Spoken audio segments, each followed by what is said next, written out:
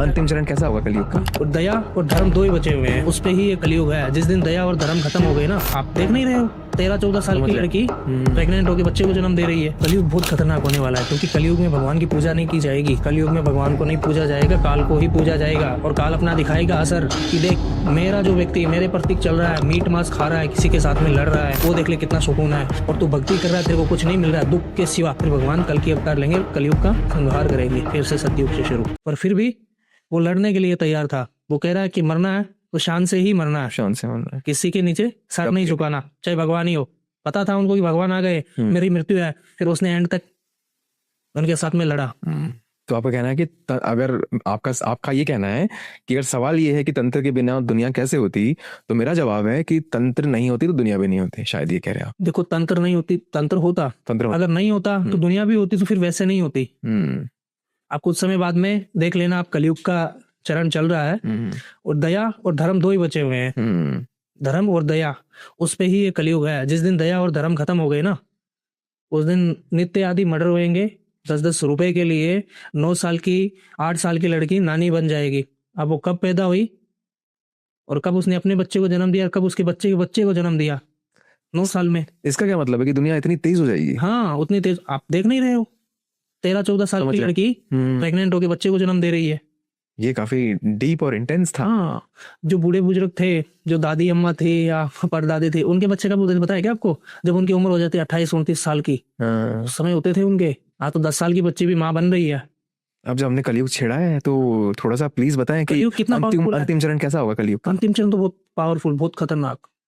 थोड़ा सा हमें इमेजिन करने में हेल्प करें, थोड़ा सा विस्तार से बताएं कि हम सोच पाएंगे कितना खतरनाक होने वाला है। कलयुग बहुत खतरनाक होने वाला है, क्योंकि कलयुग में भगवान की पूजा नहीं की जाएगी। कलयुग में भगवान को नहीं पूजा जाएगा, काल को ही पूजा जाएगा। और काल अपना दिखाएगा असर कि देख, मेरा जो व्यक्ति मेरे प्रतीक चल रहा है, मीट मांस खा रहा है, किसी के साथ में लड़ रहा है, वो देख ले कितना सुकून है। उसको पैसे चाहिए, पैसे मिलते हैं, दारू पीने के लिए भी पैसे मिलते हैं, घूमने के लिए भी मिलते हैं। और तू भक्ति कर रहा है, तेरे को कुछ नहीं मिल रहा है दुख के सिवा।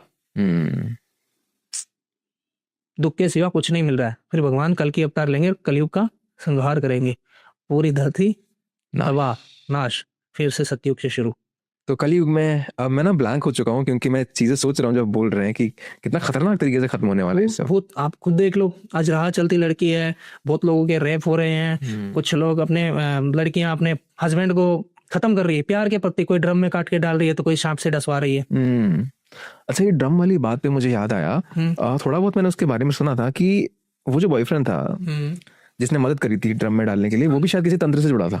वो दोनों ही तंत्र से जुड़े हुए थे। वहां पे पंचमुंड की साधना का एक चित्र बना हुआ था। हाँ, वो समझा है, क्योंकि ना आज तक किसी ने बात नहीं करी खुल के उसके बारे में। क्या था, आपने क्या नोटिस करा दीवार पे? पंचमुंड की साधना का मतलब यंत्र बना हुआ था उनकी दीवार पे। हाँ। और वो दोनों थे एक नशेड़ी, नशा बहुत का। अच्छा, ओके, ठीक है। और नशे में उनका हस्बैंड अच्छा था, उस लड़की का जो लड़का था ना, वो बहुत अच्छा था बेचारा, नेवी में था, अच्छा खासा कमाता था, उनकी जरूरतें भी पूरी करता था। पर वो उस लड़की अपने स्कूल फ्रेंड के टच में आने की वजह से उसके साथ वो नशा सीख गई। गांजा भांग ऐसी चीजों का कौन इस्तेमाल करता है? वो तंत्र में भी चली गई। कुछ लोग सोचते हैं कि हम तंत्र सीख लेते हैं, वो तंत्र उल्टा ऐसे पड़ता है। पंचमुंड की साधना बलि भी मांग लेती है। आप खुद देख लो, आप जानवर को नहीं मार सकते हो, छोटे से कीड़े को ना आप मार नहीं सकते, उसको उड़ा दोगे। उसने इंसान को काट के बॉडी में डाल दिया, ड्रम में। रहम नहीं आया क्या उसको? इतना तो कसाई भी नहीं करता है। कसाई होता है ना, वो भी अपने ईश्वर का नाम लेके फिर उसके ऊपर छुरी रखता है कि मेरी मजबूरी और मेरा काम ही यही है। उसने तो वो भी नहीं सोचा, काट के ड्रम में डाल के सीमेंट के कट्टे डाल के आप घूमने चली गई। इतनी बहरहम हो चुकी थी वो। तो आप थोड़ा सा बताएं, किस चीज की साधना कर रहे थे, क्या प्राप्त करने की कोशिश? 5 मुंड थे वो, उससे 5 मुंड लगाए जाते हैं। जिसमें कुत्ता, बिल्ली, बंदर, इंसान की खोपड़ी, 5 मुंड नीचे रखे जाते हैं तंत्र में, शमशान में, जो काली रात को पूजा होती है वो। वहां पे 5 मुंड नीचे लगा के 5 मुंडों के ऊपर बैठना पड़ता है। पंचमुंड की जो साधना कर लेता है उसको भूत, भविष्य और वर्तमान के समय में पता लग जाता है लोगों का कि आप क्या किया आपने, आप क्या कर रहे हो और आगे क्या करोगे। तो साधना सिद्धि प्राप्त हो जाती है पंचमुंड की। तो उनमें से एक मुंडी की जरूरत इंसानी मुंडी की जरूरत थी। हाँ, 5 मुंडी चाहिए थी। एक इंसान की चाहिए होगी, इंसान की। शायद इस वजह से उन्होंने करा हो सकता है। तो इसकी साधना करने के बाद आप बता रहे थे, थोड़ा सा और बताएंगे क्या क्या प्राप्त होता है? भूत, भविष्य, वर्तमान, मतलब भगवान बन गए। मतलब पीछे का बैकग्राउंड भी बता रहा है, फिलहाल का भी बता रहा है, और आगे का भी बता रहा है। आगे तेरे साथ में क्या होगा वो भी बता देता है। पंचमुंड की साधना बहुत पावरफुल होती है। पंचमुंड की साधना किसी के लिए करना इतना आसान नहीं है। कितने लोग कर पाते हैं? तो मैंने भी नहीं किया, क्योंकि उसके साइड इफेक्ट बहुत बुरे हैं। अगर साधना सफल नहीं हुई तो वहां पे मेरे को खत्म होना पड़ेगा, मरना ही पड़ेगा। मरने के अलावा कोई रास्ता ही नहीं है पंचमुंड की साधना में। वहां पे योग्य गुरु का होना जरूरी है और अधिक ज्ञान होना जरूरी है। तो इसकी साधना करने के लिए अगर आपको पता हो, हमारे देश में कितने गुरु हैं हमारे पास इस तरह से? बहुत है, उन्होंने पंचमुंड की साधना की है पर वो अपनी साधना को दिखाते नहीं है कि मैंने पंचमुंड की साधना की है। पर वो जो लोग कौन करते हैं पता है क्या आपको?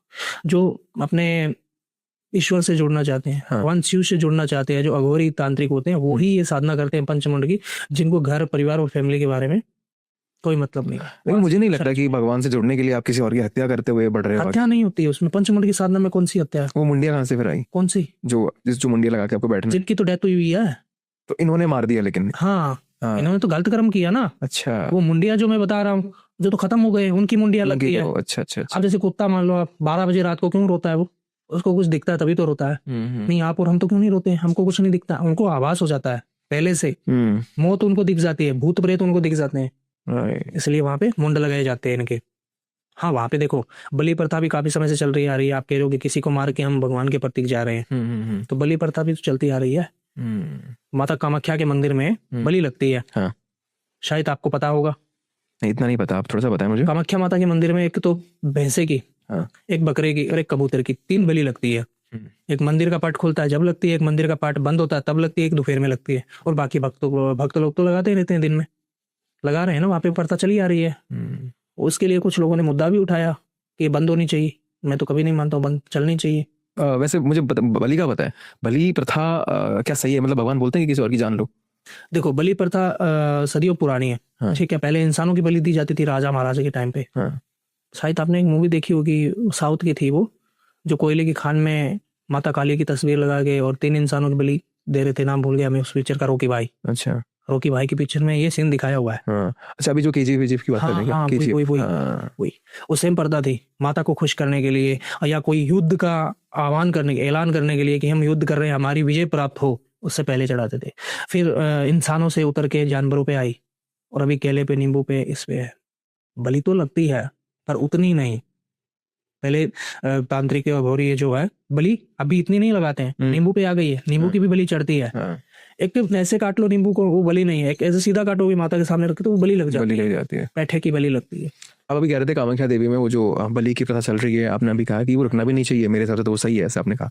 तो उसका थोड़ा सा विस्तार रूप में बताया कि क्यों नहीं रुकना चाहिए, क्यों सही है? देखो, वो एक सिद्धिपीठ है, ठीक है, वहां पे माता का योनि भाग गिरा हुआ है। कामाख्या मतलब माता जब सती हुई थी, जब भगवान शिव शंकर तांडव कर रहे थे लेके माता को, पार्वती को, जो भगवान विष्णु ने सुदर्शन से उनके 52 टुकड़े किए थे। और इनका ग्रंथों में भी वर्णन है, जैसे ज्वाला जी, चिंतपूर्णी, बगलामुखी, कामाख्या, ये शक्तिपीठ है।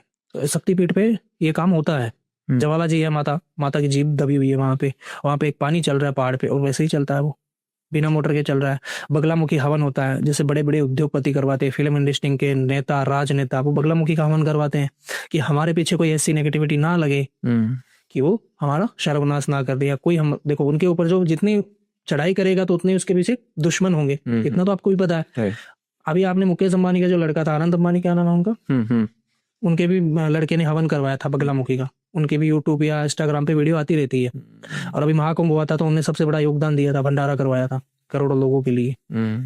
जो बड़े बड़े उद्योगपति है वो भी तंत्र का प्रयोग करवाते हैं। वो भी बलि प्रथा हर एक चीज की है, हर एक चीज की बलि प्रथा है।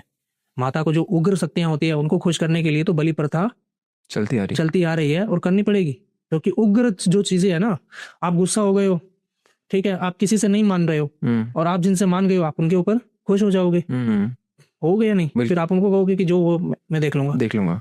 उग्र शक्तियों को पूजना तंत्र का कार्य है।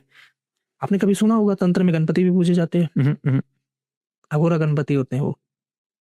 गणपति जी के बगैर तो हम कोई पूजा नहीं कर पाते हैं। हाँ। कोई भी हो, घर में, शमशान में, उनका रूप अलग अलग होता है।